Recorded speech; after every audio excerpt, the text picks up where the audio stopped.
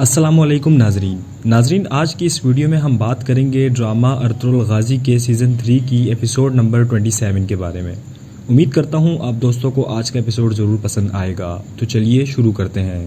ناظرین، جیسا کہ آپ نے پچھلے ایپیسوڈ میں دیکھا ہوگا کہ اورال اپنا نام صاف کرنے کے لیے سیمون کی لاش قبیلے لے آتا ہے، اور آج کے اس ایپیسوڈ میں حاجہ طریان لگے ہوئے ہوتے ہیں سونا نکالنے میں، اور کہتے ہیں کہ پیارے خداوند، میں تیرا شکر گزار ہوں کہ ندی سے سونا مل رہا ہے۔ تو باتوحان یہ سن کر سمجھ جاتا ہے کہ یہاں کیا ہو رہا ہے۔ یہ سب اسی طرح کام میں مصروف ہوتے ہیں کہ باتوحان دبے پاؤں ادھر سے نکل جاتا ہے۔ اور ادھر قبیلے میں ارطغرل کافی غصے میں ہوتا ہے اور کہتا ہے کہ سیمون سیدھا چودار قبیلے گیا، صرف اورال ہی تھا جو اسے بچا سکتا تھا۔ تو ارطغرل بھائی ان سے کہتے ہیں کہ حضور، اورال تجارت کو اچھی طرح جانتا ہے، وہ چیزوں کی قدر گرنے اور کون سا شراکت دار ان کے کام کا نہیں، ان سے اچھی طرح واقف ہے۔ تو ارطغرل کہتا ہے کہ سب سے پہلے اس نے سیمون کو مار کر خود کو صاف کر لیا، پھر وہ اپنے قبیلے کا ہیرو بن گیا۔ تو ارطغرل بھائی کہتے ہیں کہ جناب، اورال کے مسئلے کا کچھ انتظار کرتے ہیں۔ جاندار صاحب اور الیار صاحب کو یقین ہے کہ اورال بے گناہ ہے، اگر ہم نے اس مسئلے کو اٹھایا تو چودار قبیلہ ہمارا دشمن بن جائے گا۔ تو ارطغرل کہتے ہیں کہ ارطغرل بھائی آپ ٹھیک کہہ رہے ہیں، لیکن وہ دن بھی دور نہیں جس دن میں اس کا اصلی چہرہ بے نقاب کروں گا انشاءاللہ۔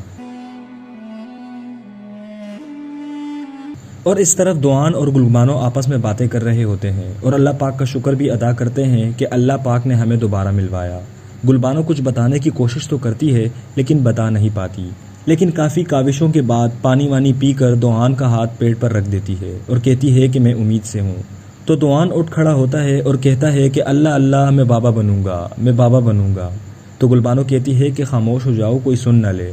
تو دوان کہتا ہے کہ سننے دو انہیں، پوری دنیا کو سننے دو کہ میں بابا بن رہا ہوں۔ پھر گلبانو کو گلے لگاتا ہے اور اپنی خوشی کا اظہار کرتا ہے۔ اور ادھر سردار جاندار کہتے ہیں کہ اورال، تم پر مجھے بہت فخر ہے، تم نے اس کافر سے اپنا انتقام لیا۔ تو اورال کہتا ہے کہ بابا، میری زندگی کا بس ایک ہی مقصد ہے کہ آپ کا قابل بیٹا بنوں گا۔ اور پھر الیار صاحب بھی ان کی کافی حوصلہ افزائی کرتے ہیں اور ان کی بہت تعریف بھی کرتے ہیں۔ پھر سردار جاندار کہتے ہیں کہ ارطغرل ایک عظیم جنگجو ہے جس کے مقاصد عظیم ہیں، اسے اپنے ساتھ ملانا ہمیں عظیم مواقع مہیا ہوں گے۔ اور دوسری طرف ترگت کافی غصے میں ہوتا ہے اور کہتا ہے کہ اورال ایک بار پھر اپنی چال میں کامیاب ہو گیا۔ تو بامسی اس سے کہتا ہے کہ یہ اچھا ہو گیا، بہت اچھا ہو گیا، اگر ہم ایک ہی دفعہ تمام دشمنوں کو ختم کر دیں تو ہماری مشق ختم ہو جائے گی۔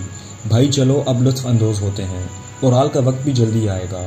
کہ اسی دوران دوان اچھلتا کودتا ہوا آ جاتا ہے اور کہتا ہے کہ دوستو خوش ہو جاؤ، بھائیوں خوش ہو جاؤ، تم وہاں پانی میں بھینسوں کی طرح کیوں بیٹھے ہو؟ تو بامسی کہتا ہے کہ بھائی کیا معاملہ ہے، دشمن آ رہے ہیں؟ تو دوان کہتا ہے کہ کون سا دشمن، میرا بیٹا آ رہا ہے، تم اس طرح کیا دیکھ رہے ہو، میں بابا بننے والا ہوں بابا۔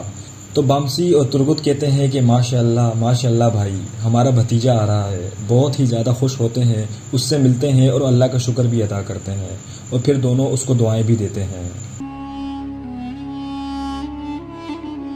اور ادھر اوتاق میں کھانا لگنا شروع ہو جاتا ہے کہ ساتھ ہی سردار جاندار پہنچ جاتے ہیں اور پوچھتے ہیں کہ کیا جناب ارطغرل صاحب یہاں ہیں؟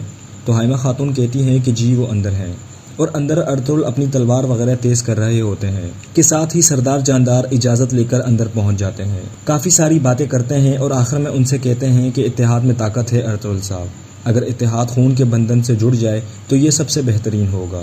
اگر آپ راضی ہو تو ہم اپنے اتحاد کو مضبوط کرنے کے لیے میں اپنی بیٹی اسلحان کی شادی آپ سے کرانا چاہتا ہوں۔ ارطغرل کے تو طوطے ہی اڑ جاتے ہیں، انہیں کچھ سمجھ نہیں آ رہی ہوتی کہ میں کیا کہوں۔ کہ اسی دوران حلیمہ آ کر کہتی ہے کہ جناب کھانا تیار ہے، آپ آ سکتے ہیں۔ تو سردار جاندار کہتے ہیں کہ اے واللہ ارطغرل صاحب، ہمیں کافی بھوک لگی تھی ہے نا؟ حلیمہ یہ سن کر چلی جاتی ہے۔ تو پھر سردار جاندار کہتے ہیں کہ ارطغرل صاحب، کیا آپ کے پاس اور کچھ کہنے کے لیے نہیں ہے؟ تو ارطغرل کہتا ہے کہ وہ ہمارا دسترخوان پر انتظار کر رہے ہیں، ہمیں انہیں اور انتظار نہیں کروانا چاہیے، ہم کھانے کے بعد بات کریں گے۔ تو دونوں اٹھ کر باہر چلے جاتے ہیں، باہر سب دسترخوان پر موجود ہوتے ہیں۔ تو ارطغرل ان سے کہتے ہیں کہ جناب کھانا شروع کریں، لیکن کچھ پریشان بھی ہوتے ہیں۔ اسی دوران اورال کہتا ہے کہ آپ کی حانلی بازار کی فتح نے آپ کے دسترخوان کی نعمتیں بڑھا دی ہیں، یقیناً یہ آپ کے دشمن بھی بڑھا دے گی۔ تو ارطغرل اس کے جواب میں کہتا ہے کہ اورال صاحب، ہم نے ان کے سر اتارے ہیں اور اتارتے گئے حتیٰ کہ فاتح بنے، اگر ہم لڑتے رہیں گے ہمارے دشمن بڑھ جائیں گے، اور اگر ہمارے دشمن بڑھیں گے تو ہمارے بہادروں کی تلواریں زنگ آلودہ نہیں ہوں گی۔ تو اورال کہتا ہے کہ ہمیں اس پر کوئی شک نہیں، لیکن جیسے جیسے آپ اپنے دشمن بڑھاتے جائیں گے تو بہت سارے دوست اور رشتہ دار بنائیں، تاکہ آنے والے دنوں میں جب آپ جنگ پر جائیں تو آپ کے ساتھ لڑنے کے لیے دوست ملیں۔ تو حائمہ خاتون کہتی ہیں کہ دوستی ہمیشہ عداوت سے بہتر ہوتی ہے۔ دو درگا قبیلے کی گلبانو کی کائی قبیلے کے دوحان سے شادی کروا کر ہم نے دونوں قبیلوں کو خونی رشتوں میں باندھ دیا تھا اور اب مزید اتحاد بڑھا سکتے ہیں۔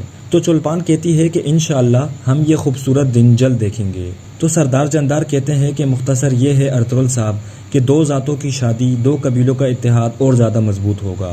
ارطغرل بار بار اصلاحان کو دیکھتا ہے کیونکہ ان کو چھری نظر آ رہی ہوتی ہے، اور کہتے ہیں کہ یہ صرف کائی اور چاودار کی اتحاد کی بات نہیں بلکہ دوسرے ترک قبائل کو بھی محفوظ بنانا ضروری ہے کیونکہ وہ سب بکھرے ہوئے ہیں۔ تو سردار جاندار کہتا ہے کہ ارطغرل صاحب آپ نے بالکل ٹھیک کہا، اسی وجہ سے میں آپ کو پسند کرتا ہوں کیونکہ آپ دور کی سوچتے ہیں۔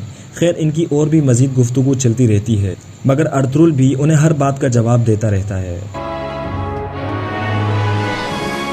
اور ادھر ہانلی بازار میں بھی سب کھانے میں مصروف ہوتے ہیں تو ترگت یہ خاموشی دیکھ کر کہتا ہے کہ ارے بامسی اپنے منہ کو روکو اور ہمیں ایک کہانی سناؤ۔ تو بامسی یہ سن کر بیچ میں آ جاتا ہے اور سب سپاہیوں کو مخاطب کر کے کہتا ہے کہ بھائیوں میری بات سنو۔ سب کھانا چھوڑ کر اس کی طرف دیکھنے لگ جاتے ہیں۔ پھر بامسی کہتا ہے کہ بس مجھے سنو، ایک دفعہ کا ذکر ہے، یہ ایک ترک قبیلے کی کہانی ہے جہاں ایک بامسی رہتا تھا۔ تو گنگت کہتا ہے کہ بھائی کیا وہ بامسی تم تو نہیں ہو؟ تو بامسی کہتا ہے کہ نہیں بھائی نہیں، ہمارے صرف نام ایک جیسے ہیں، وہ بامسی یہ بامسی نہیں ہے، لیکن وہ بامسی بھی اس بامسی جیسا بہادر اور بھڑکیلا جنگجو سپاہی تھا، اتنا زیادہ کہ وہ اپنا گھوڑا ایسا دوڑاتا تھا کہ جیسے وہ اپنے پر کھولے اور اڑ جائے۔ بھائی جس درخت کو وہ تلوار مارتا تھا 3 دن سے زیادہ وہ درخت کھڑا نہیں رہ پاتا تھا۔ اور پھر ایک لڑکی کی کہانی سناتا ہے جو میں آپ لوگوں کو مختصر کر کے سناتا ہوں۔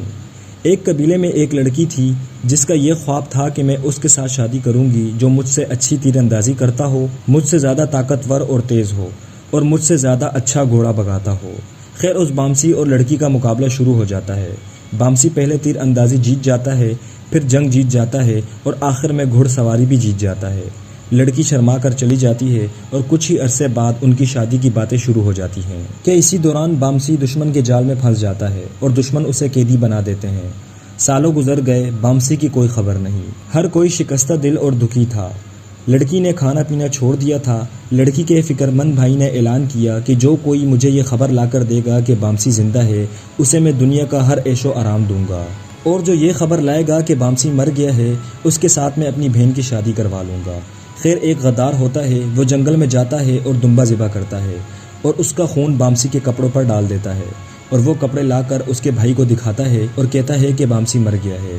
لڑکی کے بھائی نے چونکہ زبان دی ہوئی ہوتی ہے کہ میں شادی کرواؤں گا، اور پھر شادی کی تیاریاں شروع ہو جاتی ہیں۔ سالوں گزرنے کے بعد وہ بامسی جیل سے فرار ہونے کے بعد وہ بامسی اپنے قبیلے میں آ جاتا ہے، مگر اس کی عمر کافی زیادہ ہو چکی ہوتی ہے چونکہ 16 سال قید میں رہا ہوا ہوتا ہے، اور آ کر کہتا ہے کہ میں بامسی ہوں۔ تو سب لوگوں کی خوشی کا کوئی ٹھکانہ نہیں ہوتا، اور پھر ڈھول بامسی کے لیے بجنا شروع ہو جاتا ہے۔ بھائیوں صبر کرنے کا پھل میٹھا ہوتا ہے، محبت کرنے والے آخر مل ہی گئے، غداروں کو سزا ملی۔ تو گنگت کہتا ہے کہ ہمارا بھائی بامسی اپنے لیے کب خاتون ڈھونڈے گا؟ تو سب کے سب یہ سن کر بہت ہنستے ہیں۔ بامسی کو اس بات کا بڑا غصہ آ جاتا ہے، وہ گنگت کو مونچھوں سے پکڑ کر اٹھاتا ہے اور اس کی دونوں طرف سے مونچھیں ہی کاٹ دیتا ہے۔ اور دوسری طرف سردار جاندار کہتے ہیں آنکھ چپکائے بغیر میں نے اپنی بیٹی کو آپ کی بیوی بنانا چاہا، میں نے ایسے پوتے چاہے جو اوغوز کے سربراہ بنے، میں نے چاہا کہ ان سے کافر رحم کی بھیک مانگے۔ کیا ہوا ارطغرل صاحب، میں نے آپ کو ایک اندھے گھڑے کی طرح خاموش دیکھا۔ تو ارطغرل کہتا ہے کہ میرے لیے یہ باعث عزت ہے کہ آپ نے مجھے عزت بخشی، لیکن جو بوجھ آپ نے میرے کندھوں پر رکھا ہے وہ ہلکا نہیں، مجھے اس پر غور کرنا ہوگا۔ سردار جاندار کہتے ہیں کہ میں نے جو بولا سوچ سمجھ کر بولا۔ سب سے پہلے آپ کو اس بات کا پتہ ہونا چاہیے کہ اب ہمارے اندر اتحاد اور یقین کو بڑھانا چاہیے، تاہم یہ کم ہو رہا ہے۔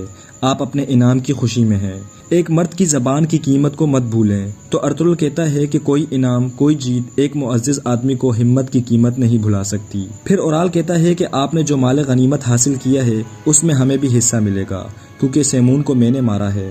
خیر اسی طرح اور بھی باتیں کرتا ہے جو بالکل عجیب اور بیہودہ ہوتی ہیں۔ تو ارطغرل کہتا ہے کہ میں نے دیکھا کہ آپ میرے دسترخوان پر پوری تیاری کے ساتھ آئے ہیں، پہلی دفعہ میں نے چاودار قبیلے کو اس طرح دیکھا ہے، مجھے خوشی ہوئی کہ میں نے یہ آپ کی خاطر کیا۔ آپ کی پیشکش پر میں اپنے گھر والوں سے مشورہ کروں گا، الیار صاحب اس کے حق میں نہیں ہوتے، اور آخر میں تھک ہار کر سردار جاندار کہتے ہیں کہ مجھے امید ہے کہ آپ میری تذلیل نہیں کریں گے اور اس خوبصورت رات کا نتیجہ اچھا نکلے گا، یہ کہہ کر چلے جاتے ہیں۔